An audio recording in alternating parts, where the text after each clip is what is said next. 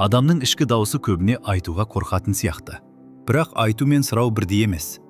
Айту өз шындығыңды мойындау болса, сұрау басқа адаммен байланыс орнату. Сұрау өзімнің толық еместігіңді мойындау сияқты сезіледі. Ал бізге толық болу керек деген түсінік сіңірілген. Өз бетіңмен істеу, өзің шешу, өз күшіңмен жету, біреуге жүгіну әлсіздік деп қабылданған. Көп ер адам көмек сұраудан қашады. Себебі оның санасында ерлік пен дербестік бірге байланысқан. Егер ол бір нәрсені өзі істей алмаса, ол өз құнын жоғалтқандай сезіледі. Көп әйел адамда шаршағанын немесе қолдау қажет екенін сұрамайды. Себебі өзім істей аламын деген үнсіз міндет іште тұрады. Бірақ шындық басқа. Сұрамау адамды мықты етпейді, кек оқшаулайды. Сұрау дегеніміз біреуге тәуелді болу емес. Бұл қатысуға рұқсат беру. Адам өмірді жалғыз көтеруге міндетті емес. Бірақ көбіміз солай өмір сүріп жүрміз. Себебі көмек сұрау дегеніміз өз әлсіз тұсымды көрсету сияқты көрінеді. Біз әлсіздік пен адамдықты шатастырып алдық. Адам толыққанды болу үшін кейде басқаның қатысуын қажет етеді. Бұл оның кемдігі емес, бұл табиғаты. Бірақ біз табиғилықтың орнына мықтылықтың бейнесін таңдадық. Ал сол бейне ішкі шындықтан қымбат болып кетті. Сұраудан қорқу тек бас тартудан қорқу емес. Бұл қабылданбаудан қорқу. Егер мен сұрасам, бас тартса не болады? Егер мені әлсіз деп ойласа ше? Егер менің сұрауым мені төмендетсе ше? Ми белгісіздікті қауіп деп қабылдайды. Ал сұрау әрдайым белгісіз нәтиже. Иә немесе жоқ. Қолдау немесе үнсіздік. Сол белгісіздік адамды тоқтатады.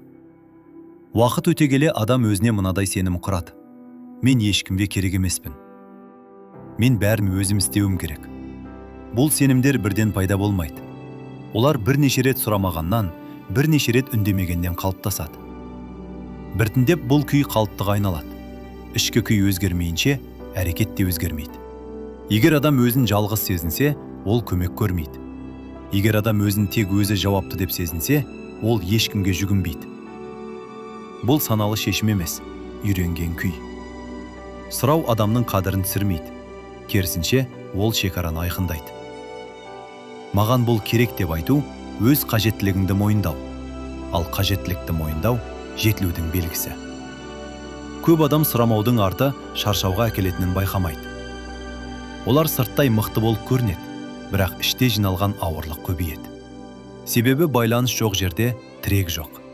Сұрау әлсіздіктің емес, сенімнің белгісі. Сен басқа адамға сенесің.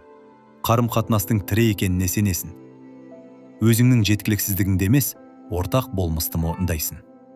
Егер адам үнемі сұрамауға үйренсе, ол бірте-бірте басқалардан күте бастайды. Бірақ айтпай күту жасырын талап. Ал жасырын талап көбіне ренішке әкеледі. Сұрау ашықтық береді, ал күту үнсіз қысым.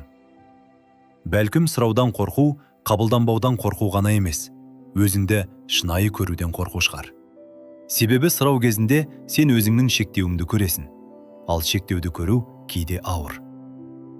Бірақ адам шектеуін көргенде ғана кеңейеді. Сұрау өз құныңды төмендету емес, бұл өз қажеттілігіңді сыйлау. Егер сен өз қажеттілігіңді мойындамасаң, оны ешкім мойындамайды. Мүмкін біз әлсіз көрінуден емес, шынайы көрінуден қорқамыз. Ал шынайылықта менсіздік жоқ. Онда адамдық бар. Сұрау тәуелділік емес, бұл байланыс. Ал байланыс бар жерде өмір жүреді. Сен соңғы рет қашан бір нәрсені сұрағың келіп, бірақ тоқтадың. Ол сәтте не сездің? Қорқыныш па? Ұят па? Әлде тек үйренген реакция ма? Бәлкім сұрау әлсіздік емес, керісінше ішкі беріктіктің белгісі шығар. Себебі сұрай алатын адам ғана шындықпен өмір сүре алады.